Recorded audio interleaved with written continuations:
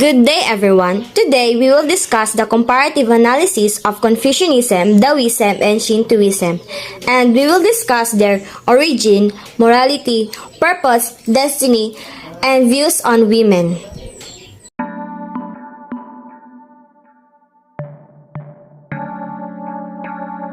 Confucianism started during the time of Confuci, but his ideas became popular only after his death, with the initiatives of Mengzi and later of Sunzi, who contributed their own ideas to Confucianism, such as human nature, morality, politics, and government.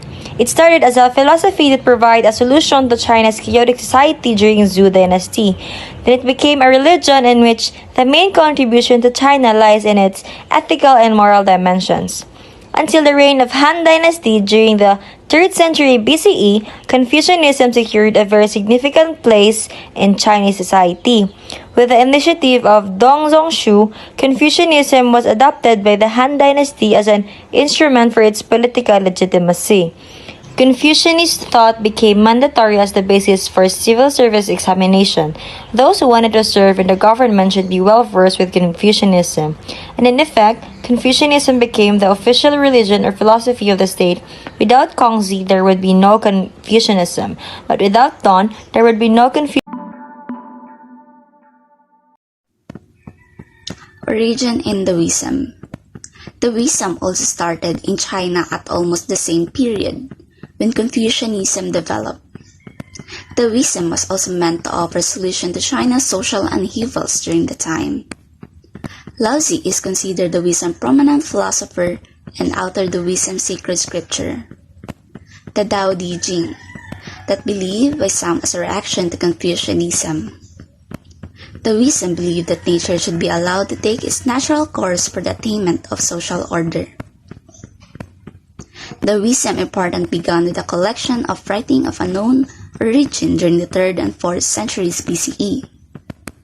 The collection became known as the Tao Te Ching, a compilation of several hundred years of writing about the Tao, or the way, and the Di, or the virtue.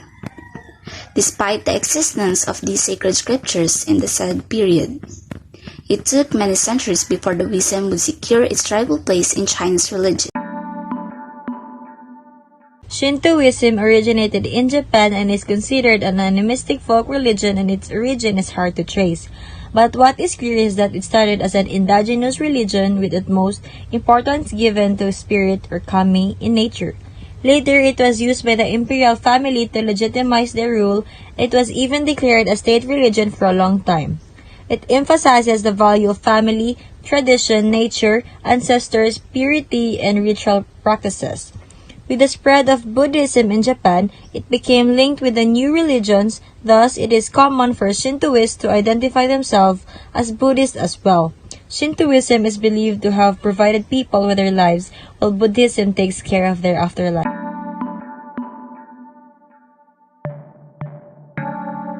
Daoism.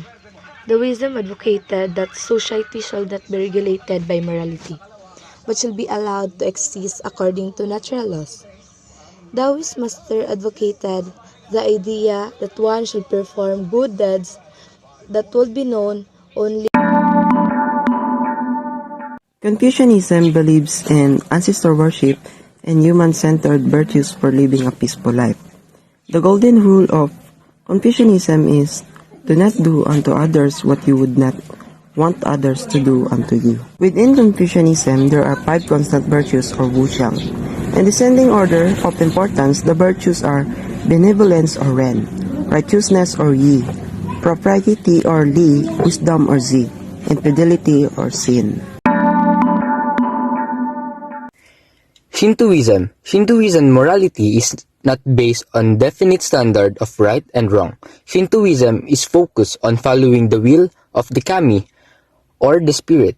Anything that is not in accordance with the will of the way of life that revolve around the worship of kami, while Confucianism from China provided them with ethics. Shinto morality is based on having purity not only in the physical sense but also in spiritual and moral sense. Human nature is good. Guide their action. They bring upon themselves impurity and sin, which we need to be cleansed through rituals.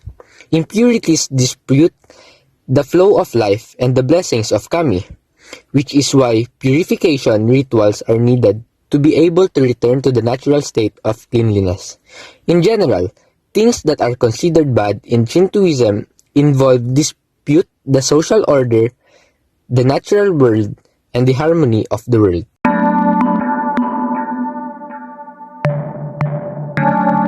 Confucianism advocates the idea that the ultimate goal of everyone should be to reach one's highest potential as a person. This can be achieved through self-cultivation. To become virtuous, one should be mindful of all the senses, sight, hearing, speech, and action, and make sure that every action, thought, and feeling should be in accordance with Li. The ideal person is called Junzi, a person who exemplifies the quality of righteousness. Mingzi shared the same belief that human nature is basically good but still need cultivation. Through the proper observance of Li, he also believed that what makes us human is our feeling of sympathy for others' suffering. But what makes us virtuous is our cultivation of this inner potential. While Sun Tzu believed otherwise, that human nature is essentially bad, he also believed that this can be reformed through self-cultivation and also through the proper observance of Li or rituals. And the idea is also espoused by Confucius and Mingzi. Daoism, the purpose of existence is to ensure that order and harmony are maintained by being aligned with nature. Like in Confucianism, self-cultivation is also needed because it is the only way to return to the natural state of existence. The goal is to make the body capable of reacting in a natural and spontaneous way. Physical activities or exercise may help the body achieve that goal. Common people should aim for a long and healthy life by doing activities such as gymnastics, breathing exercises, dietary restrictions, drinking talisman water, and certain sexual practices that can help achieve longevity and body wellness.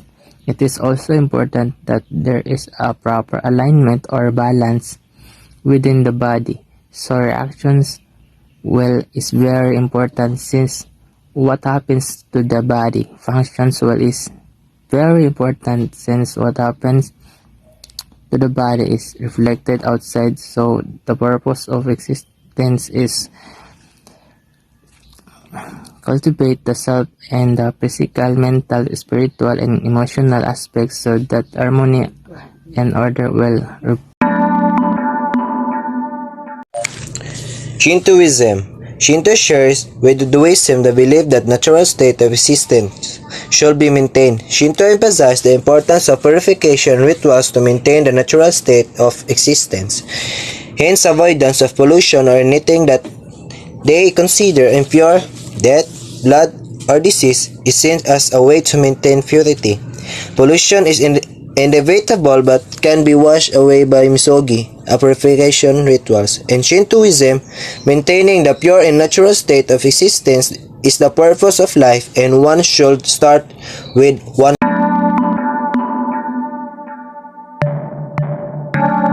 Destiny in Confucianism. For Confucianism, reality has two spheres, the inner sphere and the outer sphere. Destiny or meaning is considered the outer reality which is outside the control and concern of people. Self-cultivation should be the goal of everyone, thus the focus should be on the inner sphere. The cultivation of oneself for what happens inside reflects what happens outside.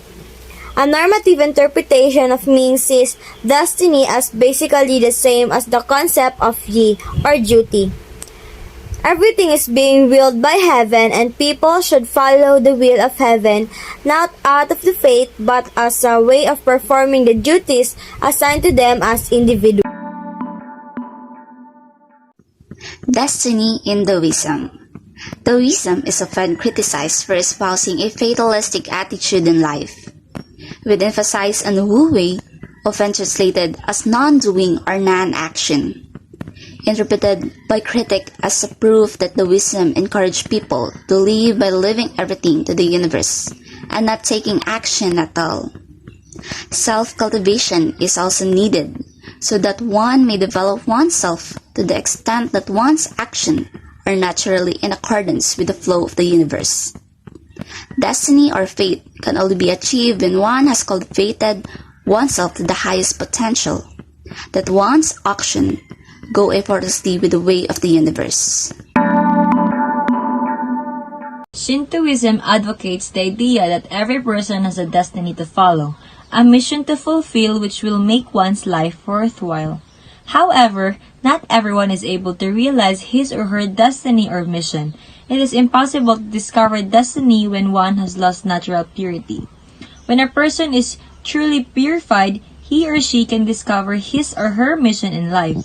Shintoism believes that humanity's natural greatness can only be achieved by returning oneself to the state of natural purity.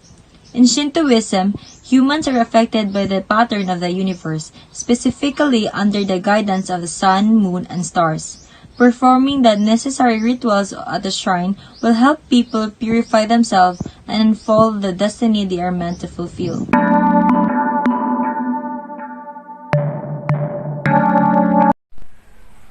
Views on women. Confucianism.